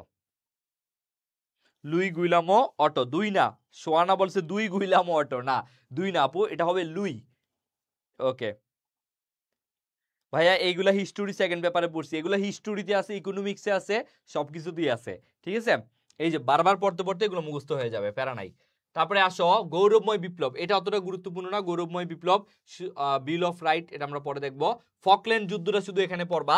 ফকল্যান্ড যুদ্ধটা হয় তোমার হচ্ছে ব্রিটিশ আর হচ্ছে আর্জেন্টিনার মধ্যে, এবং তখন তারা ফকল্যান্ডটা কোন দেশে, ফকল্যান্ডটা হচ্ছে মেনলি এটা আর্জেন্টিনার, এবং এটা পরবর্তীতে এই যুদ্ধ করে হচ্ছে জয় করে নেয় ব্রিটেন, ঠিক আছে। এবং তখন ব্রিটেনের ক্ষমতায় প্রধানমন্ত্রী ছিল মার্গারেট থ্যাচার, যাকে বলা হয় লৌহ মানবী, ঠিক আছে। এই যে দেখো 1982 সালে ফকল্যান্ড দ্বীপ নিয়ে, তাহলে ফকল্যান্ড একটা কি, ফকল্যান্ড হচ্ছে দ্বীপ যেটা আর্জেন্টিনার ছিল, কাদের, আর্জেন্টিনার। যুক্তরাজ্যের মধ্যে যুদ্ধ হয়, তাহলে ফকল্যান্ড যুদ্ধটা কাদের কাদের মধ্যে হয়, আর্জেন্টিনা ভার্সেস যুক্তরাজ্য, যা ফকল্যান্ড যুদ্ধ নামে পরিচিত। পরবর্তীতে আর্জেন্টিনা যুক্তরাজ্যের কাছ থেকে দ্বীপটি, আর্জেন্টিনা যুক্তরাজ্যের কাছ থেকে,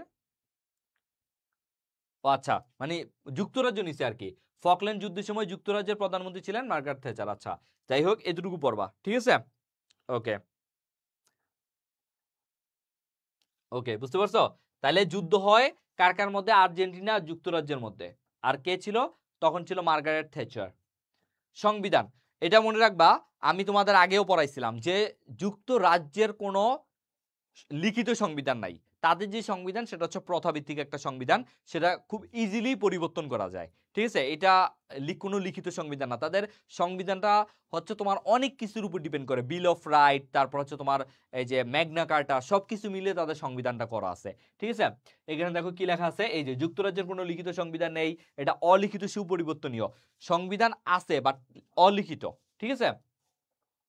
দেখো তাদের ব্রিটেনের শাসন, আচ্ছা এই যে এই প্রশ্নটা পরীক্ষায় আসে যে the king can do no wrong, the king never dies, এগুলা কোন দেশের তোমার শাসনতান্ত্রিক রীতিনীতির প্রবচন ছিল, এগুলা যুক্তরাজ্যের। দেখো প্রথমে ছিল the king reigns but does not rule, তারপরে the king can do no wrong, মানে রাজা কোনো ভুলই করতে পারে না, তারপরে the king never dies, king কখনো মরতে পারে না, তারপরে the king is dead, long life the king, king মারা গেছে, মানে ধীরে ধীরে তাদের রাজার প্রতিতে, একসময় তারা রাজা কি ভগবান ঈশ্বর মনে করত, পরবর্তীতে ধীরে ধীরে এখন কিন্তু তাদের নিয়মতান্ত্রিক রাজতন্ত্র চলে।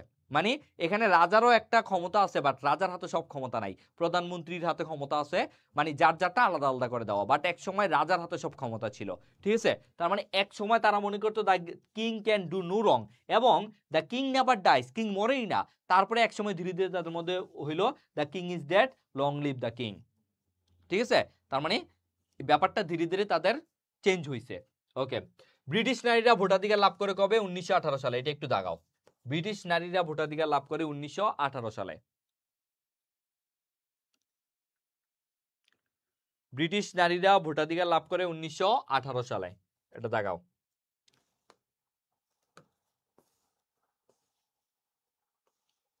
ম্যাগনা কার্টা, এই যে ম্যাগনা কার্টা, দেখো যুক্তরাজ্যের প্রথম সাংবিধানিক দলিল হচ্ছে ম্যাগনা কার্টা, তাহলে এটা একটু দাগাও যে যুক্তরাজ্যের প্রথম সাংবিধানিক দলিল হচ্ছে ম্যাগনা কার্টা, আর এই ম্যাগনা কার্টা অর্থ হচ্ছে মহাসনদ, এটা একটু দাগা রাখো।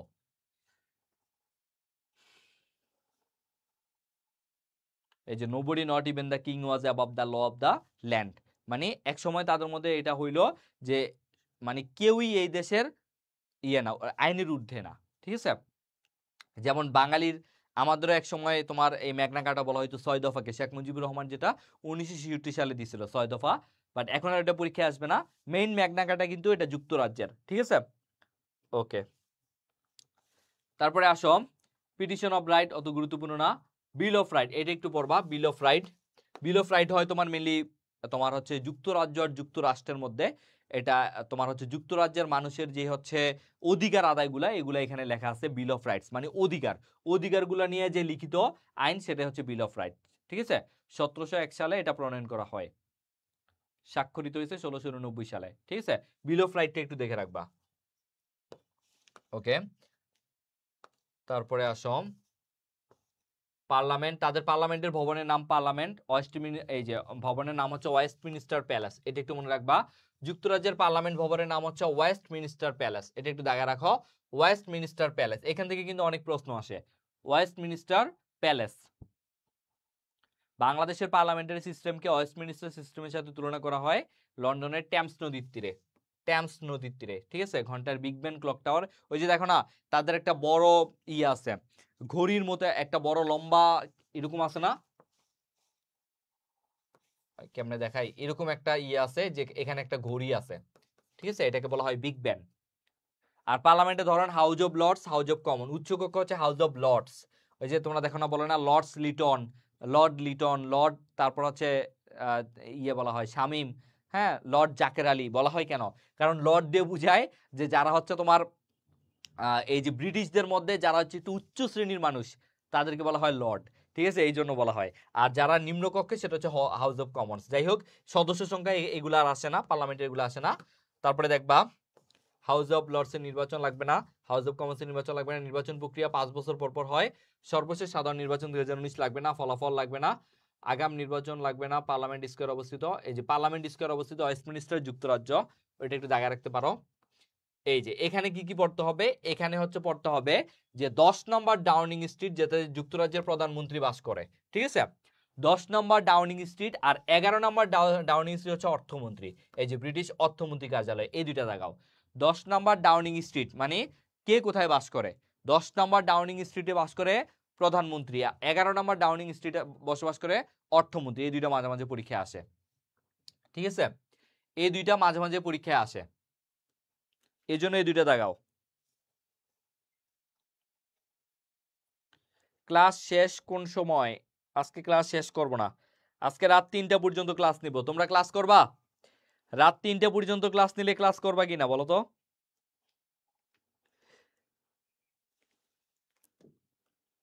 রাত 3টা পর্যন্ত ক্লাস নিব আজকে, ওকে।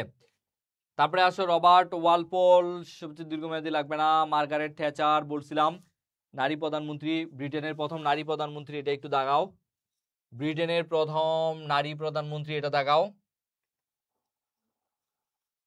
এই যে লৌহ মানবী, তাকে লৌহ মানবী বলা হয়, ঠিক আছে, তাইলে লৌহ মানবী কাকে বলা হয়?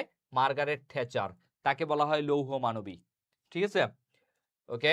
এবার আসো উইনস্টন চার্চিল, যে প্রথম বিশ্বযুদ্ধে খুব অবদান রাখছিল, দ্বিতীয় বিশ্বযুদ্ধের সময় ব্রিটেনের প্রধানমন্ত্রী ছিল, রাজনীতিবিদ হয়ে সাহিত্য নোবেল পুরস্কার পাইছিল, এটা একটু দেখাও। রাজনীতিবিদ হয়েও সাহিত্য নোবেল পুরস্কার পাইছে কে? তিনি আর কি এটার উপরে একটা বই লেখছে, দ্য সেকেন্ড ওয়ার্ল্ড ওয়ার, মানে তিনি এই যে দ্বিতীয় বিশ্বযুদ্ধে যে অবদান, এটার জন্য ওইটার উপর, তিনি তো রাজনীতিবিদ ছিলেন, বাট তিনি এই বইটা লিখছিল, বইটার কারণে বা সাহিত্যেই তিনি মেনলি নোবেল পুরস্কার পাইছে, ঠিক আছে, এটা একটু দাগাও। যে গ্রন্থের জন্য নোবেল পুরস্কার পাইছে, দ্য সেকেন্ড ওয়ার্ল্ড ওয়ার, আর রাজনীতিবিদ হয়ে সাহিত্য নোবেল। আর আরেকটা বলেছিলাম না তোমাদের, যে গায়ক হয়েও সাহিত্য নোবেল পাইছে কে? বব ডিলান, এটা পড়েছিলাম না, গায়ক হয়েও সাহিত্য নোবেল পাইছে বব ডিলান, আর রাজনীতিবিদ হয়ে সাহিত্য নোবেল পাইছে এই হচ্ছে তোমার উইনস্টন চার্চিল, ঠিক আছে, এই দুইটা জিনিস পরীক্ষায় আসে, এই দুইটা জিনিস কিন্তু পরীক্ষায় আসে, ঠিক আছে। আপনি যদি নিতে পারেন তাইলে আমি করব, বাহ। আচ্ছা ঠিক আছে, না এত রাত পর্যন্ত আমি তোমাদের সময় মানে হচ্ছে রাখবো না, আমি জাস্ট আর 10 মিনিট ক্লাস নিব, ঠিক আছে, ওকে। হেনরি আইসকুইথ, ওকে, এখানে আমরা কি পড়বো? ডেভিড লয়েড জর্জ, উইলিয়াম গ্লাডস্টোন, এগুলো তোমরা এক নজর পড়ে নিও। রানী এলিজাবেথ চিরকুমারী বা ভার্জিন কুইন ছিলেন, আচ্ছা, রানী দ্বিতীয় এলিজাবেথ ইংল্যান্ডের রানী। স্যার আইজ্যাক নিউটন তোমাদের আসবে না। স্টিফেন হকিংস, তিনি তার সম্পর্কে পরীক্ষা আসছিল, তিনি যখন মারা গেছিল, এখন আর আসার সম্ভাবনা নাই। গুরুত্বপূর্ণ কিছু প্রধানমন্ত্রী, থেরেসা মে, আচ্ছা, কিয়ার স্টারমার, বর্তমান প্রধানমন্ত্রী কিয়ার স্টারমার, আচ্ছা। গ্রিনিচ, এই যে আমরা বলি না গ্রিনিচ মান সময়, এটা কেন বলতো? লন্ডনে অবস্থিত। এই গ্রিনিচ কোথায় অবস্থিত? লন্ডনে অবস্থিত, এবং মূল মধ্যরেখা স্থানের উপর দিয়ে ঘুরে গ্রিনিচ মান মন্দির অবস্থিত, মানে এইটাই হচ্ছে বিশ্বের একদম কেন্দ্রবিন্দু ধরা হয়, এবং মানে সময়ের জন্য কেন্দ্রবিন্দু ধরা হয় গ্রিনিচকে। এবং এই জায়গা থেকে মনে করো এখানে যদি 12টা বাজে, তাহলে বাংলাদেশে বাজবে 6 ঘন্টা, ঠিক, কারণ গ্রিনিচ মান প্লাস 6 ঘন্টা বাংলাদেশে, তাই না? আবার যদি মনে করো এখানে 12টা বাজে, তাহলে মনে করো যে হচ্ছে অন্যান্য দেশে ওই গ্রিনিচ মান অনুযায়ী ঘন্টা বাড়বে, ঠিক আছে, এই জন্য এটাই হচ্ছে মেন গ্রিনিচ। বার্মিংহাম, আচ্ছা। মাদাম তুসুর জাদুঘর, লন্ডন, এটা একটু পড়বা। লন্ডন কোন নদীর তীরে? লন্ডন টেমস নদীর তীরে, এটা একটু দেখাও তো, মানে কমেন্টে লেখো লন্ডন টেমস নদীর তীরে, এটা একটু লেখো লন্ডন টেমস নদীর তীরে, এটা একটু কমেন্টে লেখো লন্ডন টেমস নদীর তীরে, মাঝে মাঝে এগুলো পরীক্ষায় প্রশ্ন আসে, লন্ডন টেমস নদীর তীরে। আর ড্যান্ডি, এই যে আমরা বলি না প্রাচ্যের ডান্ডিকে বলো তো, প্রাচ্যের ডান্ডিকে বলো, দেখি পারো কিনা। তোমরা জানো প্রাচ্যের প্রাচ্যের ইয়েকে অক্সফোর্ড কে ঢাকা ইউনিভার্সিটি, প্রাচ্যের ক্যামব্রিজ কে রাজশাহী ইউনিভার্সিটি, তাহলে প্রাচ্যের ডান্ডি কে বলো, দেখি বলতে পারো কিনা। প্রাচ্যের ডান্ডি বাংলাদেশের একটা শহর, একটা ক্লু দিয়ে দিলাম। প্রাচ্যের ডান্ডি কোনটা, দেখি কে কে বলতে পারো। প্রাচ্যের ডান্ডি কেউ বলতে পারো না? প্রাচ্যের ডান্ডি কোন জায়গা?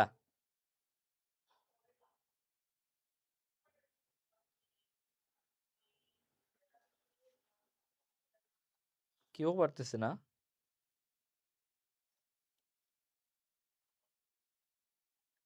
নারায়ণগঞ্জ, তানিশা ইবনাথ, রাইট। প্রাচ্যের ডান্ডি হচ্ছে নারায়ণগঞ্জ। কেন? কারণ এই ডান্ডি হচ্ছে স্কটল্যান্ডের খুবই খুবই মানে বিখ্যাত তোমার হচ্ছে ইয়ের জন্য, এই যে ব্যবসা বাণিজ্যের জন্য, মানে বন্দরের জন্য খুব বিখ্যাত একটা স্থাপনা, মানে বিখ্যাত একটা স্থান। ঠিক তেমনি আমাদের নারায়ণগঞ্জ কি ব্যবসা বাণিজ্যের জন্য খুবই গুরুত্বপূর্ণ একটা স্থান, এই জন্য এটাকে বলা হয় প্রাচ্যের ডান্ডি। এই দেখো, যুক্তরাজ্যের উত্তর পূর্ব উপকূলে স্কটল্যান্ডে অবস্থিত সমুদ্র বন্দর ও পাট শিল্প কেন্দ্র, এই জন্য আমাদের প্রাচ্যের ডান্ডি বলা হয় নারায়ণগঞ্জকে। ঠিক আছে, ওকে। ওয়েস্টমিনিস্টার অ্যাবে, অত ব্রিটিশ রাজা ও রানীদের সিংহাসনে আরোহণ শেষকৃত্য অনুষ্ঠান হয় এটাতে। ওয়েস্টমিনিস্টার প্যালেস কিন্তু ব্রিটেনের পার্লামেন্ট ভবন, এটা তো পড়াইছি। হোয়াইট হল, এটা একটু পড়তে হবে। হোয়াইট হল, হোয়াইট হল কি? হোয়াইট হল লন্ডনে অবস্থিত ব্রিটিশ রাজ পরিবারের প্রশাসনিক সদর দপ্তর। এটা হচ্ছে রাজ পরিবার, মানে হচ্ছে ব্রিটিশের রাজা রানীর প্রশাসনিক সদর দপ্তর হচ্ছে এটা, হোয়াইট হল। এই লাইনটা একটু পড়বা। তারপর ব্রিটিশ সরকারের কার্যালয় হচ্ছে হোয়াইট হল, এই জন্য এটা পড়বা হোয়াইট হল। আর হোয়াইট হাউস কোথায় বলো তো? হোয়াইট হাউস কোথায়? এটা তো হোয়াইট হল, হোয়াইট হাউস কোথায় দেখি পারো কিনা। হোয়াইট হাউস, ইন্ডিয়া হাউস, এটা আসবে না। ট্রাফালগার স্কয়ার, এটা খুব গুরুত্বপূর্ণ, লন্ডনে অবস্থিত একটা বিখ্যাত স্কয়ার, রাজনৈতিক সমাবেশে অনুষ্ঠিত হয়। ট্রাফালগার স্কয়ার, এটা খুব ভালো করে দেখাও। ট্রাফালগার স্কয়ার কমেন্টে লিখতে পারো, ট্রাফালগার স্কয়ার যুক্তরাজ্যে, ট্রাফালগার স্কয়ার, ট্রাফালগার স্কয়ার যুক্তরাজ্যে, এটা একটু লেখো, ট্রাফালগার স্কয়ার যুক্তরাজ্যে, ট্রাফালগার স্কয়ার যুক্তরাজ্যে, হ্যাঁ ইউএসএ, হোয়াইট হাউস হচ্ছে ইউএসএ। ওকে, তাহলে এটা একটু লেখো, ট্রাফালগার স্কয়ার যুক্তরাজ্যে, এটা ভালো করে লেখো। রাজনৈতিক সমাবেশ অনুষ্ঠিত হয় ট্রাফালগার স্কয়ার যুক্তরাজ্যে। ওকে, এবার আসো পলমল লন্ডনে, আচ্ছা জিব্রাল্টার, জিব্রাল্টার এটা হচ্ছে যুক্তরাজ্যে। দেখো ভূমধ্যসাগরের তীরে জিব্রাল্টার প্রণালী গুরুত্বপূর্ণ ব্রিটিশ সামরিক ঘাঁটি নৌবহর, জিব্রাল্টার, জিব্রাল্টার হচ্ছে যুক্তরাজ্যে। ঠিক আছে, ফকল্যান্ড, ফকল্যান্ড যুদ্ধ বলছিলাম না, আর্জেন্টিনা ব্রিটেনের মধ্যে হয়। ওকে, বর্তমানে ব্রিটেনের মালিকানায় আছে এটা, ফকল্যান্ড, এটাও পড়বা, এটা তো আমি পড়াইছি। জিব্রাল্টার হচ্ছে, হ্যাঁ এটা USA, right. White house USA, Trump বসে। দিয়াগো গার্সিয়া, ভিক্টোরিয়া ক্রস, ব্রিটেনের সর্বোচ্চ সামরিক খেতাব ভিক্টোরিয়া ক্রস, মাঝে মাঝে পরীক্ষা আসতে পারে। ভিক্টোরিয়া ক্রস কমনওয়েলথ দেশের মধ্যে প্রদান করা চাপ। বাকিগুলো তোমরা পড়ে নিও। এটা একটু পড়তে হবে। অর্থমন্ত্রীকে বলা হয়, ব্রিটেনের অর্থমন্ত্রীকে বলা হয় চ্যান্সেলর অব এক্সচেকার, এটা একটু দেখাও, চ্যান্সেলর অব এক্সচেকার। আর আধুনিক গণতন্ত্রের সূতিকাগার বলা হয় ইংল্যান্ডকে, আধুনিক গণতন্ত্রের সূতিকাগার, এটা একটু দেখাও। গণতন্ত্রের জন্ম কোথায়? গণতন্ত্রের জন্ম আমরা পড়ছি গ্রিসে, কিন্তু আধুনিক গণতন্ত্রের সূতিকাগার বলা হয় ইংল্যান্ডকে, এটা কিন্তু জানতে হবে।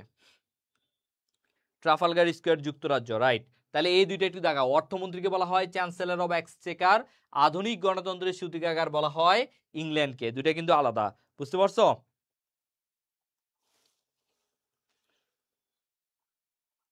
ট্রাফালগার স্কয়ার যুক্তরাজ্য, রাইট, ট্রাফালগার স্কয়ার যুক্তরাজ্য। ওকে, এই যে দেখো ট্রাফালগার স্কয়ারের অবস্থান কোথায় দেখছো, এই প্রশ্ন এই জন্যই আমি লেখাইছি। দ্য লেডি উইথ ল্যাম্প, দেখছো ফ্লোরেন্স নাইটেঙ্গেল, এটা পড়বা। সো এই প্রশ্নগুলো পরীক্ষায় আসে। যুক্তরাজ্যের রানী সাংবিধানিক রাষ্ট্র, আচ্ছা যুক্তরাজ্যের রানী কিন্তু অস্ট্রেলিয়া নিউজিল্যান্ডেরও রানী, এটা মাথায় রাখো। 15টা দেশের রানী, যুক্তরাজ্যের যে রানী তিনি 15টা দেশের রানী, ঠিক আছে। ওকে, এগুলো তোমরা পড়ে নিও, এমসিকিউ গুলা আমি আর অল্প একটু পড়ায় দেই, তারপরে শেষ করে দিব আজকে। আয়ারল্যান্ড এগুলো একটু পড়ায় দিই, 600 পেজ পর্যন্ত আজকে পড়ায় দিই, কি বলো 600 পেজ পর্যন্ত আজকে পড়ায় দেই, তাহলে আজকে শেষ হয়ে যাবে। ওকে, আসো আয়ারল্যান্ড, পান্নার দ্বীপ বলা হয় আয়ারল্যান্ডকে। আচ্ছা, আয়ারল্যান্ডের প্রথম নাম শান্তির জন্য, ওকে। আয়ারল্যান্ডের অধিকাংশ মানুষ নরওয়ে, ওকে। পটেটো দুর্ভিক্ষ সংঘটিত হয়, আচ্ছা এখানে তেমন কিছু লাগবে না।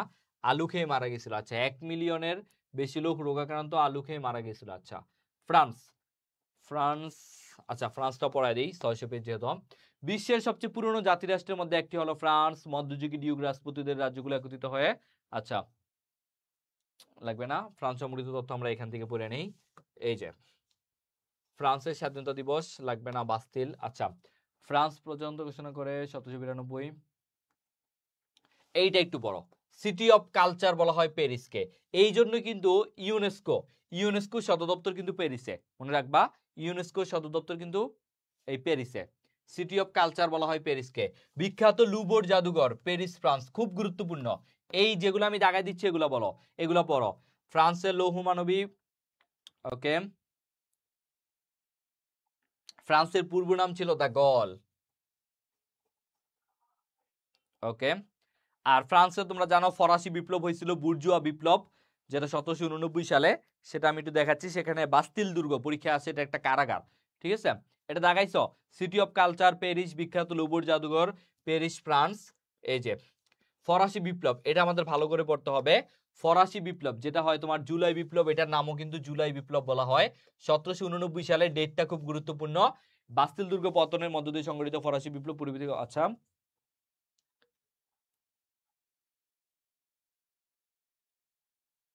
আচ্ছা ফরাসি বিপ্লব বিস্তারিতটা কোথায়, রাজনৈতিক আর্থসামাজিক, আচ্ছা অনেক কিছু এখানে ছিল।